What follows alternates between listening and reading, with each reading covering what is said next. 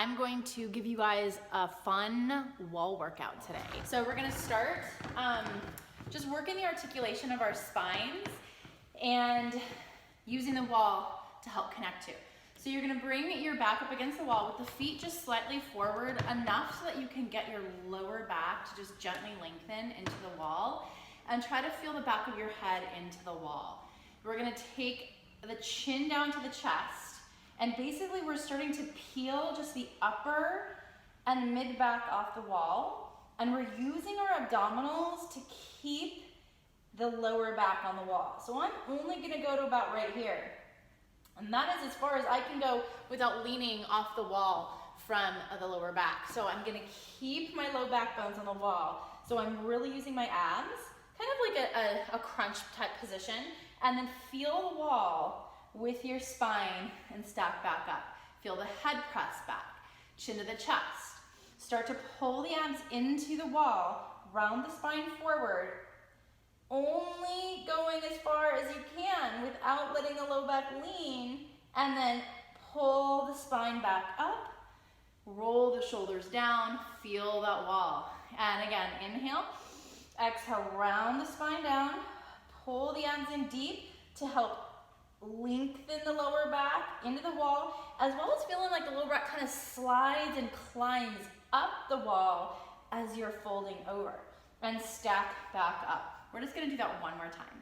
Chin to the chest, round forward, bending the upper back, bending the mid back, but keeping that lower back lengthened and straight on the wall, and use the abs to stack all the way up. All right, from here, we're gonna walk out a little further. We're gonna just start warming up the legs a little bit, still using our abdominal muscles to stay connected to our back body. So, back of the head against the wall, tummy pulled in.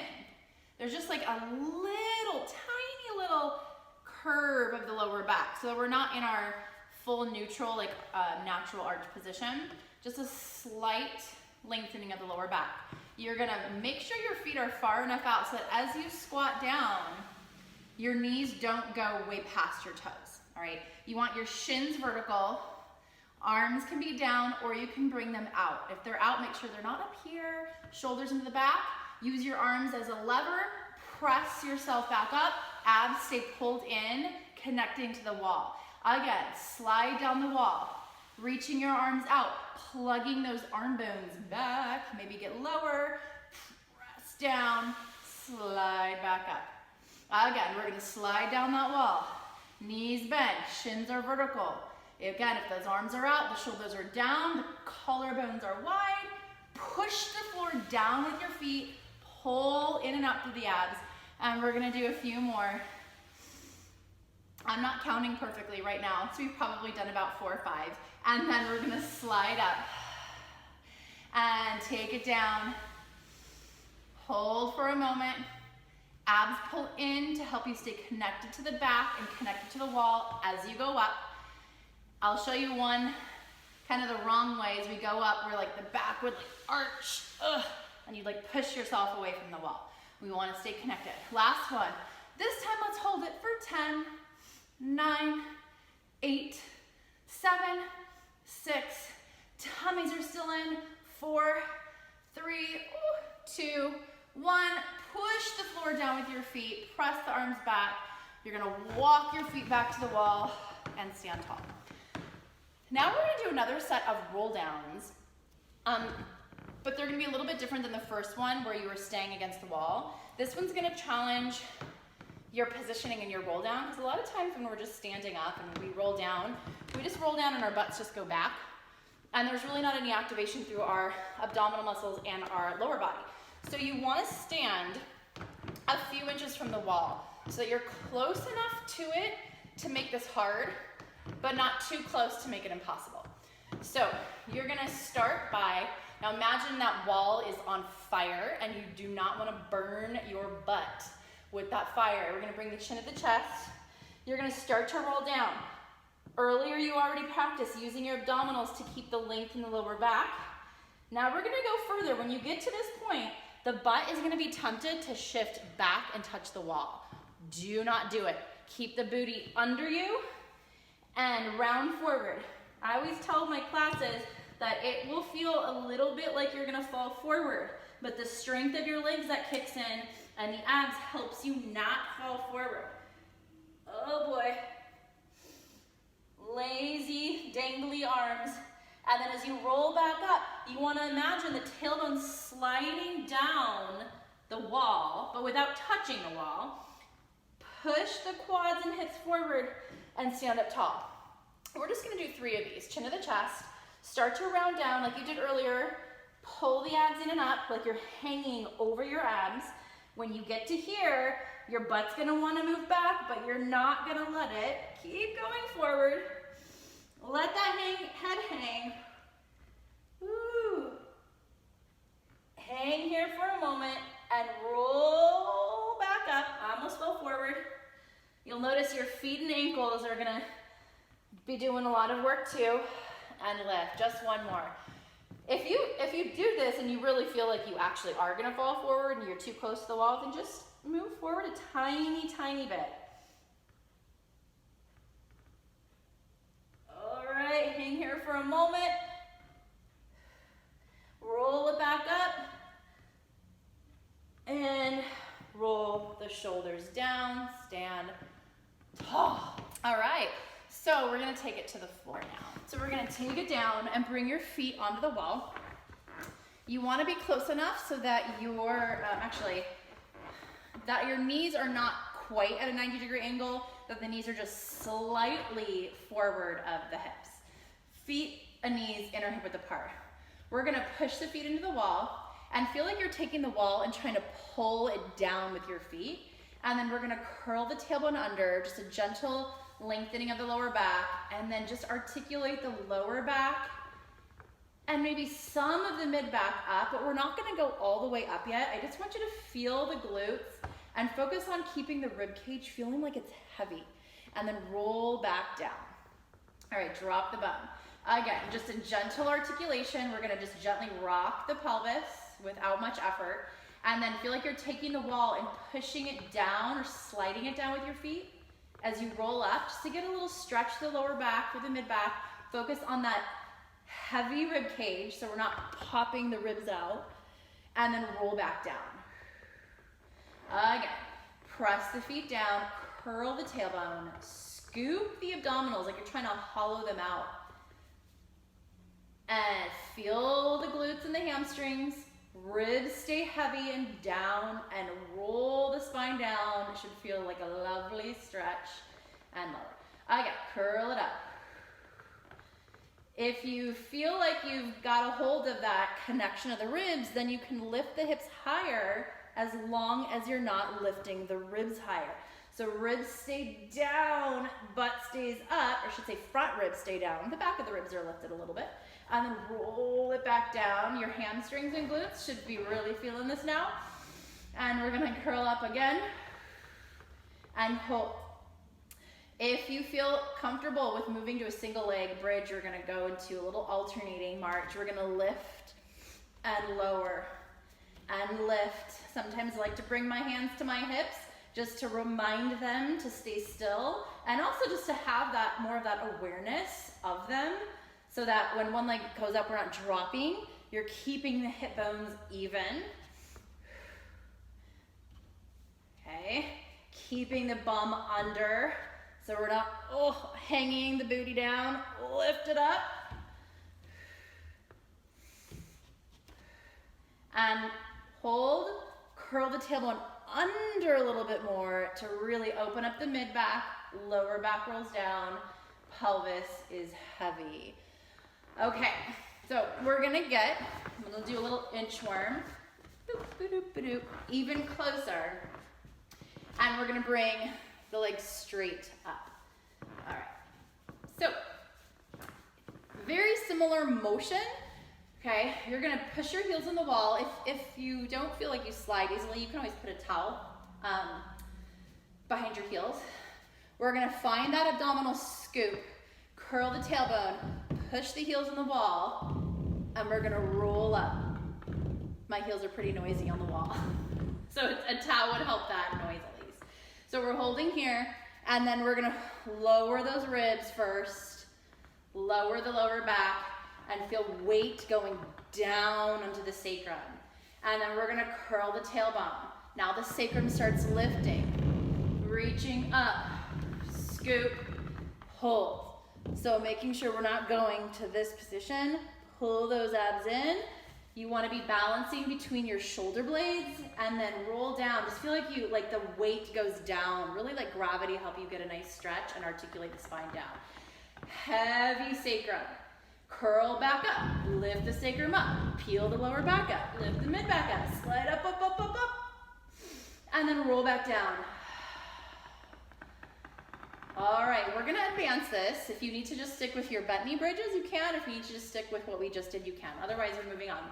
We're gonna roll back up. We're gonna hold here. We're gonna dig that left heel super deep into the wall. And then we're gonna kick the right leg back. I like to flex the foot to get a deeper stretch, tap it into the wall. Flex, kick it back, tap it into the wall. We're gonna do 2 more. Oh, that left leg is pushing into that heel, the left heel I should say, and lower, oh boy, push the right heel down.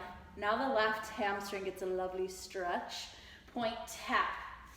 Okay, butt under. I'm noticing my lower back is arching a little bit, so I'm gonna tuck more, and I might even lower down a little bit more, so that I don't overextend my lower back and I stay in integrity in my glutes and my abs. And lower, roll it back down. Oh, if that does not feel healthy to your back, stay with the bent knees or lower down a bit more, all right? Okay, so now we're gonna a little inchworm, back a little bit. We're gonna do a little ab work. Take the arms up to the ceiling and then press the arms and curl. So you have the nice support of the wall here. You can always hover the feet off the wall if you want, or just use it. And then we're gonna take the right arm back only as far as you can without dropping. So we're pressing. Arm reaches back and press. I also want you to focus on keeping the shoulder down into the back. So we're not going up here. We're using that lat to stabilize and press. So use this as an opportunity to just notice, right? And work on building that awareness, reaching back. So we're finding that stretch, but we're also finding the strength. So we're working that opposition. One more time. Let's lower the arms and rest the head. If the neck feels like it's strained at all, just take a little rotation to each side. We're gonna curl up again. Now both arms, they reach up. Again, I'm not gonna go way back here and I'm not gonna drop down, okay? So I'm gonna try to curl higher as my arms reach out and then press. If the neck strains, sometimes my neck gets a little strained, you can just do the one arm again, okay? And support your head with the other arm. Let's do a few more double arms. And reach, oh boy. And let's just do one more. Press the arms down, lower the head. I'm gonna take my neck stretch. Feels so good. All right, we're gonna get those obliques now, so bring your hands behind your head. We're gonna cross the right ankle over the left thigh and lift up into your curl. We're gonna twist to that thigh and reach the arm out. We don't want it to be way out here. On a diagonal, and then tiny. I like to remind my clients to make the pulses super tiny. And instead of focusing on big movement like huh, huh, focus on feeling those obliques, making the pulse almost invisible. Again, I forgot to count. Sometimes I count really well. Sometimes I just kind of feel it out. And let's do one more and lower. All right, switcheroo, left ankle, curl up first, twist, then reach the arm. Tiny pulses. I'll count this time. 10, 9, 8. So we're not doing any of this. Huh, huh, no, no, no. And 6 more. 5, 4, 3, 2, 1. Oh, lower down. Let's move a little further from the wall and enjoy a little twist. So take your arms out to the side, palms up, and bring the knees over to the right. Turn your head to the left.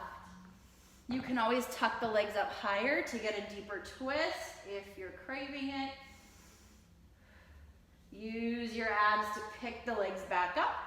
Over to the other side, turn your head over. Couple nice deep breaths. And back up, give your knees a nice little hug. This is definitely more advanced. So if this isn't for you, then you can just work on holding your plank, just a regular plank on the floor. Or like we're gonna end later, we're gonna do a plank against the wall and do some push-ups. So you can always join us for that. So we're gonna be close-ish to the wall and we're gonna take our roll down. Once we come down, hands on the floor, we're gonna just walk out to kind of like your downward dog position, not actually as wide as a downward dog position. And then you're gonna bring your feet up to the wall so that your legs are about parallel to the floor. So I'm pushing the floor away. I'm gonna tippy toe walk up, up, up, walk down to where I started. Push the wall back, push the floor down. Tippy toe, up, up, walk, walk, walk. So I'm working on my shoulder strength and stability and my core stability as my legs move. Try not to wobble the hips. Let's do it again. Up, up, and down, down, down. Let's step down. If you can keep your legs straight, great. Otherwise you can bend it. Other leg, hang over, roll the spine up. Keep your weight forward as if the wall were really close to you and lift all the way up. Oh boy, whew, that's a tough one. Okay, so we're gonna finish off with our wall push-ups, all right?